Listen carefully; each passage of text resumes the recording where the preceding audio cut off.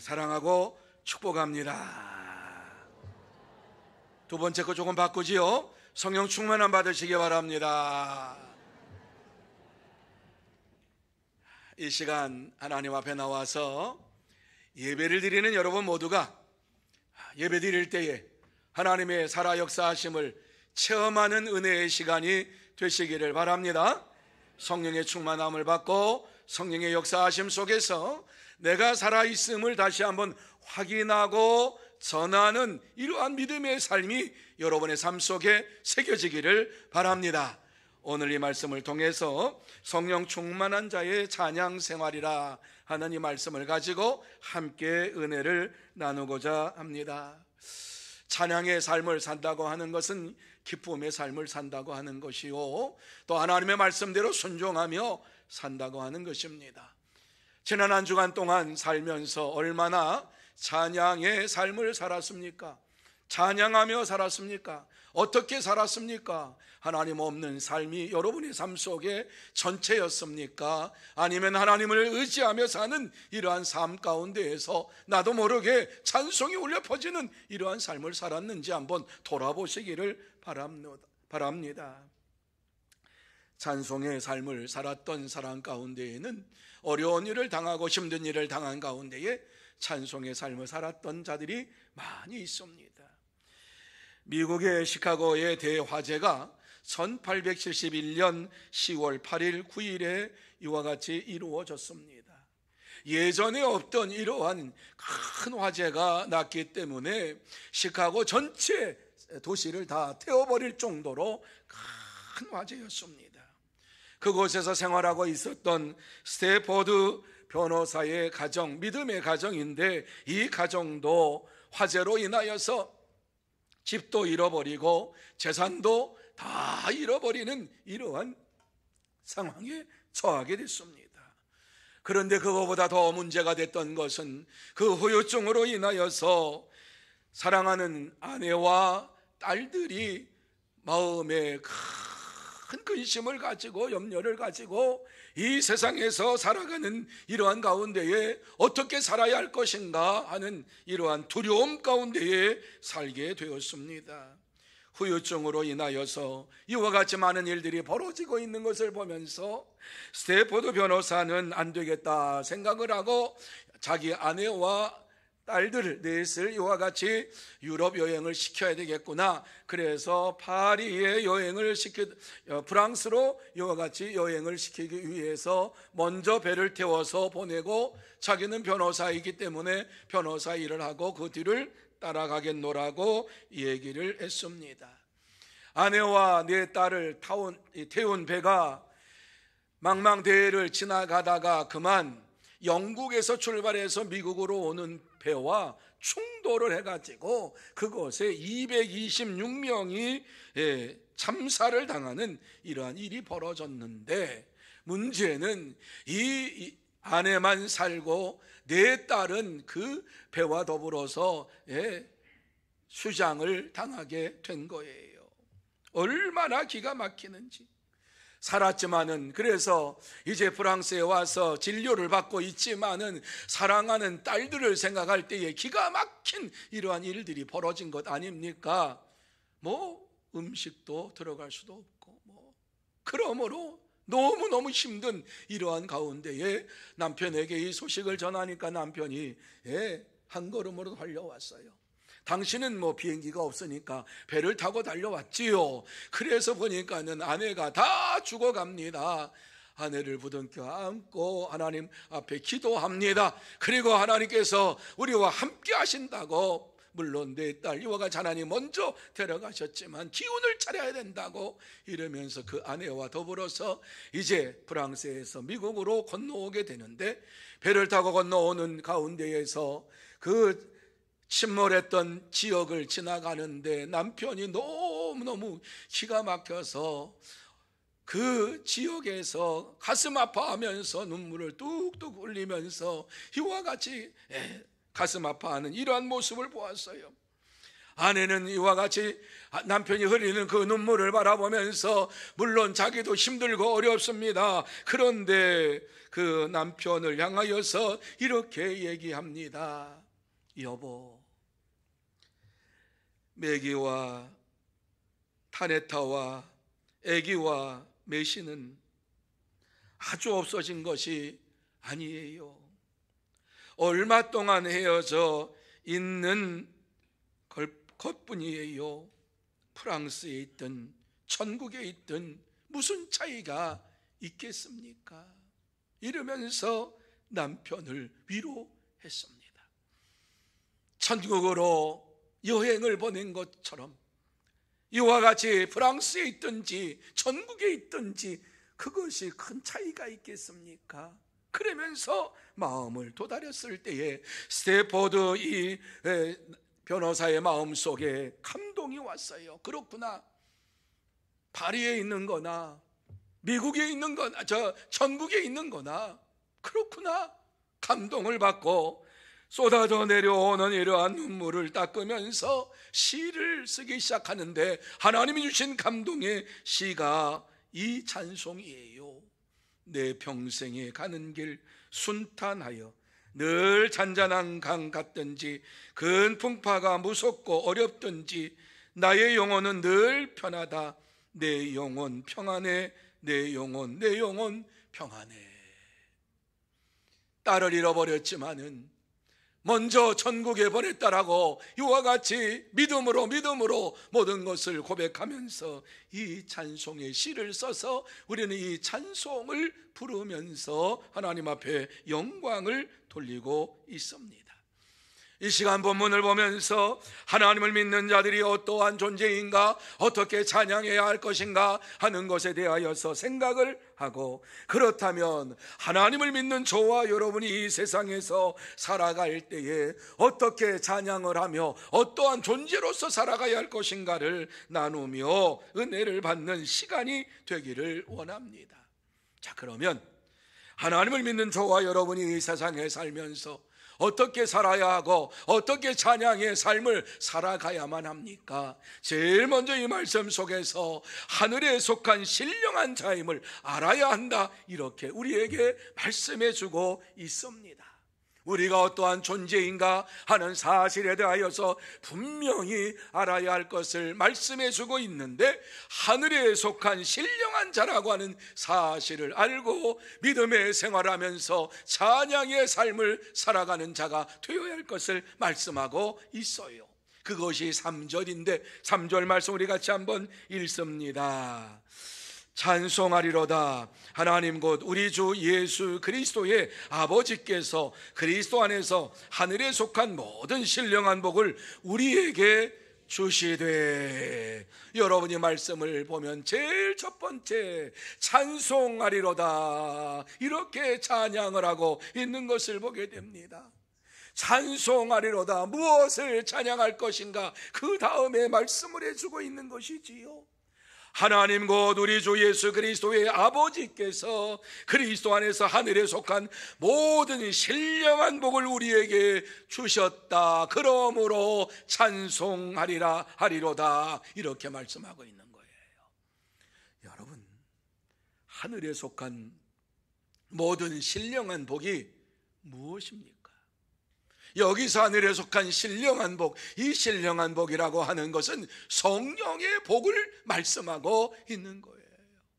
하늘에 속한 신령한 복, 하늘에 속한 모든 성령의 복을 우리에게 주신다, 이렇게 말씀을 하고 있는 것이지요.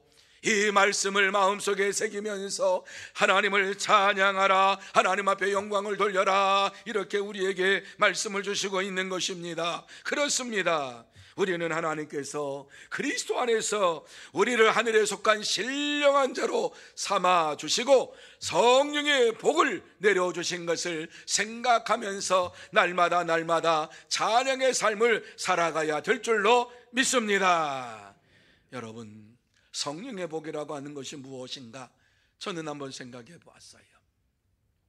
성령에 대해서 많이 말씀을 드렸지만 성령의 복이라고 하는 이 말씀이 어떤 의미가 있을까를 생각해 보면서 요한복음 14장 24절 말씀을 떠올렸어요.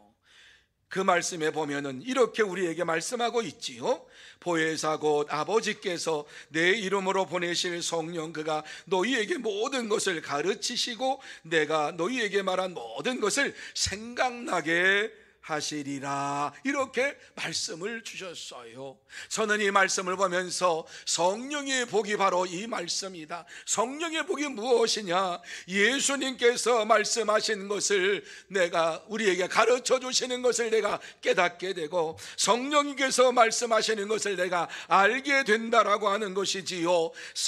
성령의 모든 것을 우리가 알게 된다, 생각나게 하리라, 이렇게 말씀하고 있어요. 성령님께서 내게 임하시면 예수님께서 가르치신 그 모든 것이 생각나게 되고 그 말씀을 따라서 순종하며 살아가게 된다라고 하는 것, 이것이 바로 성령의 복이 아니겠는가, 이렇게 저는 이 말씀을 보면서 성령의 복을 이렇게 풀었어요. 성령의 복은 성령의 충만함을 받은 이러한 모든 사람들에게 주어지는 것이에요.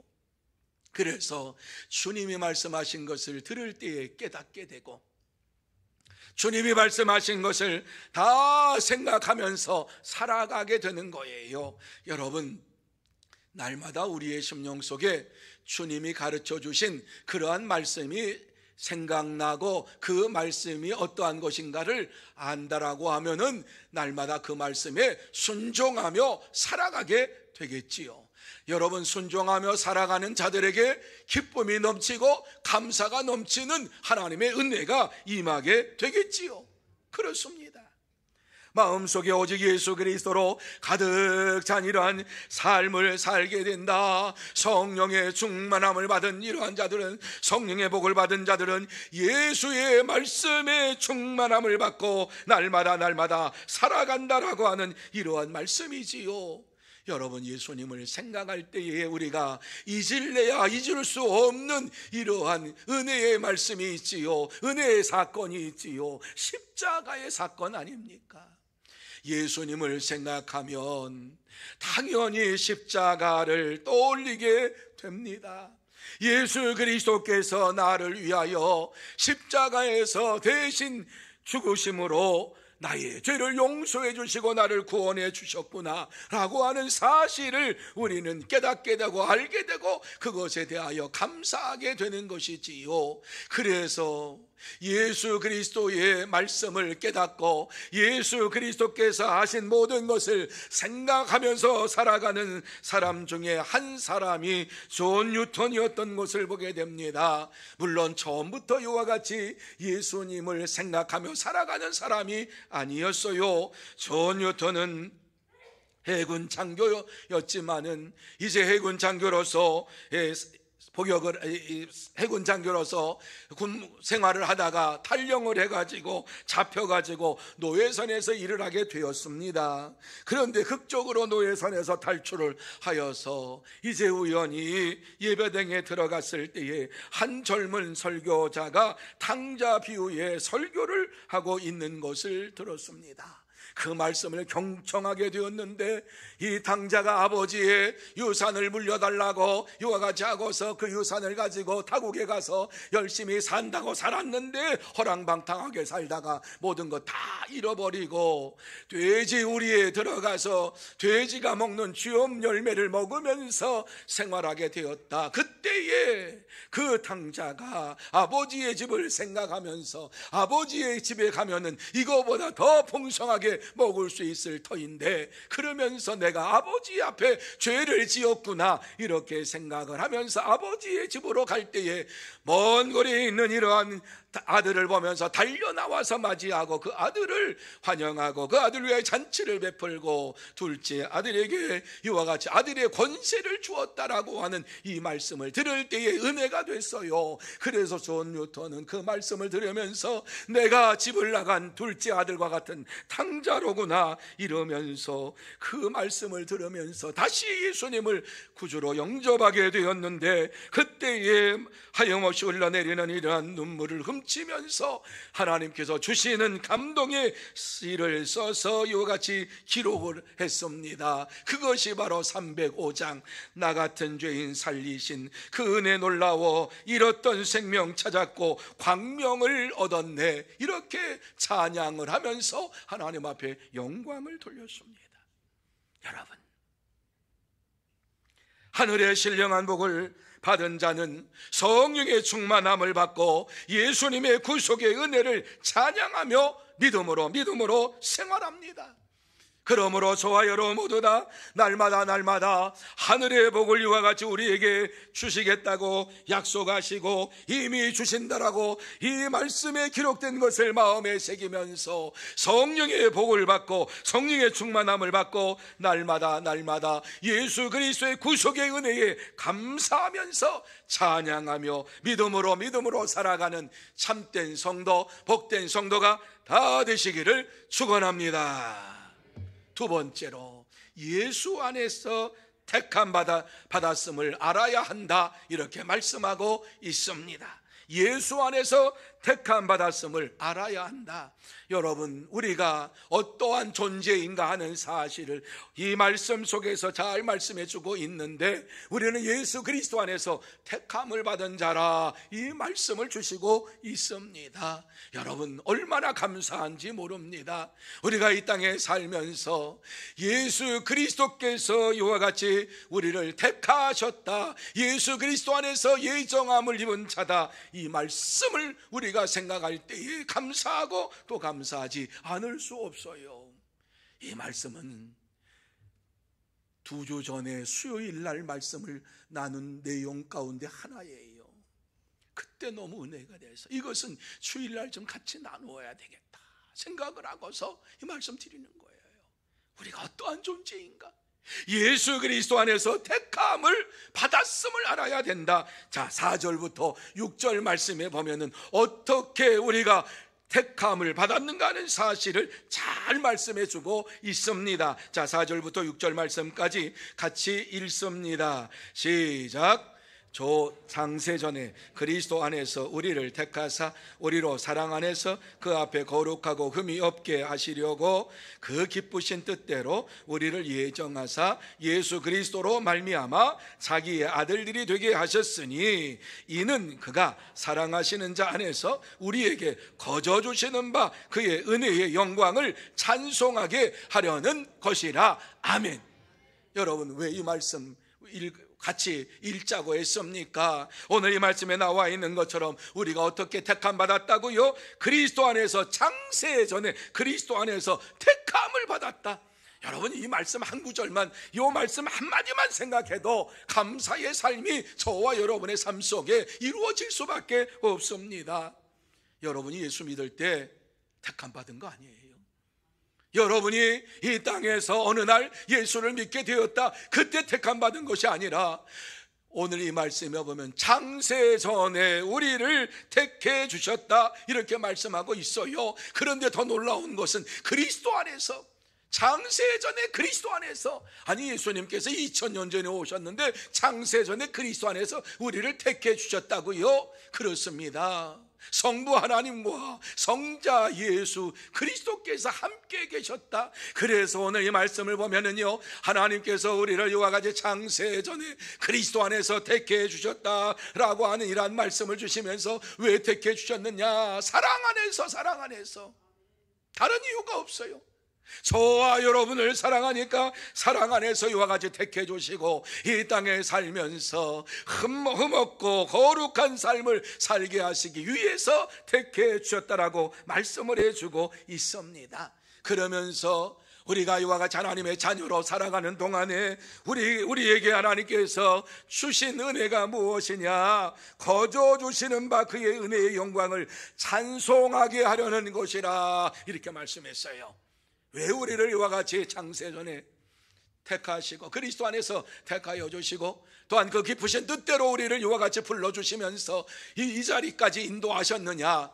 그것은 값없이 주시는 하나님의 은혜를 찬송하게 하기 위하여서 이와 같이 불러주셨다라고 말씀해 주고 있습니다. 여러분, 우리는 창세전에 택함을 받았습니다. 창세전에 택함을 받았습니다. 천지를 지으시기 전에, 창조하시기 전에 저와 여러분을 택해 주셨습니다. 이것이 바로 하나님의 은혜입니다. 여러분, 그런데요, 우리가 은혜로 받지만 이 말씀을 이해할 수가 있습니까? 누가 창세전에 나를 택했다라고 하는 사실을 본 사람이 누굽니까? 우리가 그리스도 안에서 예정함을 받았다, 그의 기쁘신 뜻대로 이와 같이 우리가 예수를 믿게 되었다라고 하는 사실을 누가 보았습니까? 누가 알았습니까? 이 말씀을 이해할 수 없는 말씀입니다. 신비로운 말씀입니다. 그렇기 때문에 이것이 하나님의 은혜라고 우리는 말합니다. 창세전에 나를 택하시고 그리스도 안에선 이와 같이 내게 나를 예정하셔서 이와 같이 기쁘신 뜻대로 하나님의 자녀가 되게 해주셨다라고 하는 이 사실은 아무도 모르고 하나님만 아시고 주님만이 아시는데 그 말씀을 우리에게 선포해 주시는 것입니다. 이 비밀스러운 말씀을 마음에 새길 때에 저와 여러분의 심령 속에 기쁨이 넘치고 감사가 넘치고 찬양이 넘치게 될 줄로 믿습니다. 본 사람이 아무도 없어요. 그러나 하나님께서 우리에게 말씀을 주셨어요. 우리가 어떠한 존재인가 하는 사실을 분명하게 말씀을 하셨어요. 창세전에 내가 너를 택했다. 그리스도 안에서 너를 택했다. 그런데 우리는 이 사실을 잊어버리고 이 땅에 살면서 믿음의 삶을 살면서 때때로 하나님의 이 선택하심과 그리스도 안에서 기쁘신 뜻대로 예정함을 받은 하나님의 사람으로서 이와 같이 오늘을 산다고 하는 것 잊어버리면서 불안한 믿음의 삶을 살아가는 자들이 많이 있는 것을 보게 됩니다. 여러분, 이 말씀 마음에 꼭 새기시기 바랍니다. 따라하시기 바랍니다. 나는 창세전에 택함을 받았습니다. 아멘. 제가 왜 이 말씀을 드립니까? 어떤 분에게 물어봐요. 나이가 드신 분에게 물어봤어요. 그랬더니 지금 죽으면 천국 갈 수 있습니까? 글쎄요.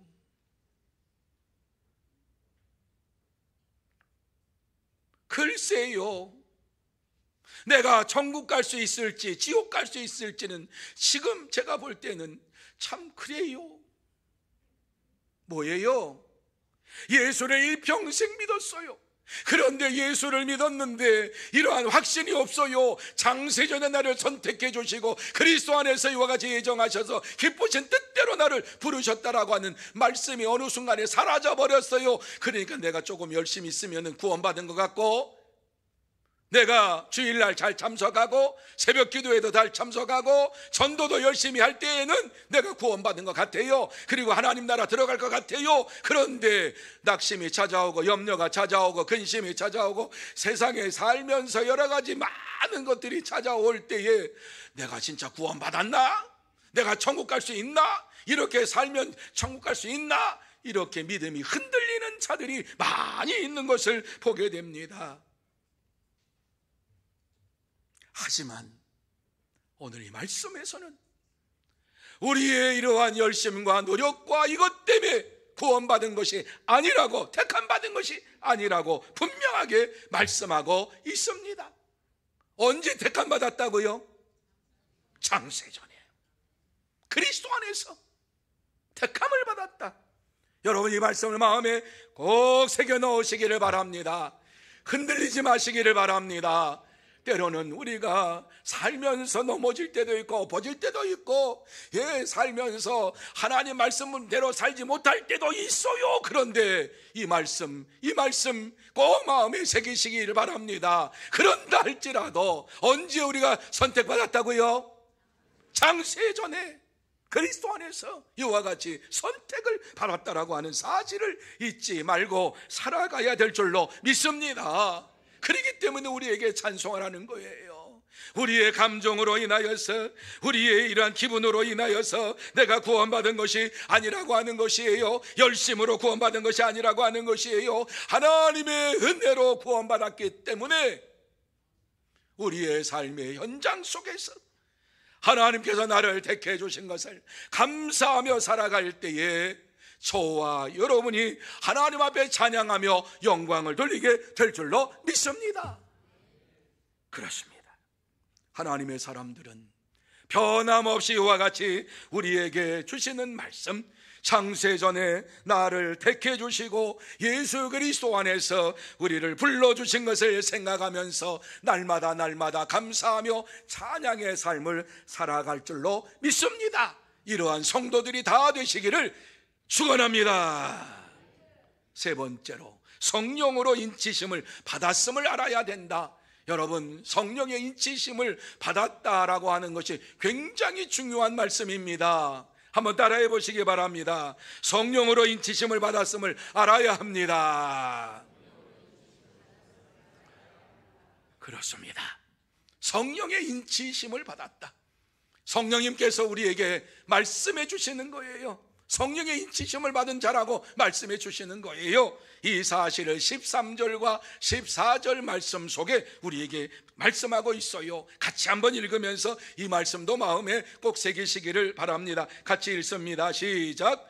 그 안에서 너희도 진리의 말씀 곧 너희의 구원의 복음을 듣고 그 안에서 또한 믿어 약속의 성령으로 인치심을 받았으니 이는 우리 기업의 보증이 되사 그 얻으신 것을 속량하시고 그의 영광을 찬송하게 하려 하심이라. 아멘. 여러분, 이 말씀을 잘 보시기 바랍니다. 이 말씀 속에서 우리에게 뭐라고 말씀합니까? 약속의 성령으로 인치심을 받았다 말씀하고 있는 것입니다. 우리의 구원의 보증이 되어주시는 분은 성령님께서 저와 여러분의 구원의 보증이 되어주신다라고 말씀을 하고 있는 것입니다. 감사한 일이지요. 성령의 인치심을 받았다, 이렇게 우리에게 말씀해 주시면서 그러므로 하나님을 찬양하라, 그러므로 하나님을 찬송하라, 이렇게 말씀을 주시고 있는 것입니다. 이 말씀 속에서 우리가 예수 그리스도를 믿고 죄 용서함을 받았음을 성령님께서 인정해 주신다라고 하는 사실을 마음에 꼭 새기시기를 바랍니다. 저와 여러분은 성령의 인치심을 받은 자들입니다. 성령님께서 우리 편이 되어주셔서, 내 편이 되어주셔서 이 사람은 성령의 인치심 받은 사람입니다. 주님 앞에 이와 같이 얘기할 사람이 얘기할 분이 성령님이십니다. 성령의 인치심을 받은 자들은 성령을 근심하게 하지 말아야 합니다. 그래서 성령의 인도하심을 따라 살아가야만 되는 것이지요. 그럴 때에 우리의 심령 속에 찬송이 넘치고 기쁨이 넘치는 이러한 삶이 이루어지게 됩니다. 그래서 에베소서 4장 30절 말씀 보면은 이 인치심이 언제까지 이루어지느냐라고 하는 것을 말씀해 주고 있는데 4장 30절 같이 읽습니다. 시작. 하나님의 성령을 근심하게 하지 말라. 그 안에서 너희가 구원의 날까지 인치심을 받았느니라. 아멘. 언제까지 우리가 인치심을 받았다고요? 언제까지요? 구원의 날까지. 구원의 날이 언제예요? 예수님 재림하시는 그날까지 우리는 인치심을 받았다. 성령님께서 우리를 떠나지 아니하신다. 성령의 인치심 가운데 우리가 살고 있다라고 하는 사실을 분명하게 말씀을 해주고 있습니다. 에베소서를 보면 참 말씀이 정말 기가 막힌 말씀들이 많아요. 은혜스러운 말씀들이 많아요. 계속 나누십시다. 그렇습니다. 우리는 구원의 날까지 성령의 인치심을 받고 성령의 인도하심을 따라 살아가야 하는 하나님의 사람들입니다. 저와 여러분이 구원의 날까지 인치심을 받았음을 확실히 믿고 살아갈 때에 기쁨이 넘치고 감사가 넘치게 됩니다. 여러분, 성령의 인도하심을 받으며 인치심을 받고 이와 같이 하나님 앞에 영광의 삶을 살았던 한 여인에 대해서 말씀을 드립니다. 이 여인은 96세까지 살았던 여인입니다. 엄청난 장수의 축복을 누렸습니다. 그런데 이 여인의 한 가지 문제점이 있었습니다. 그 문제점이 무엇이냐? 눈이 보이지 않습니다. 장님입니다.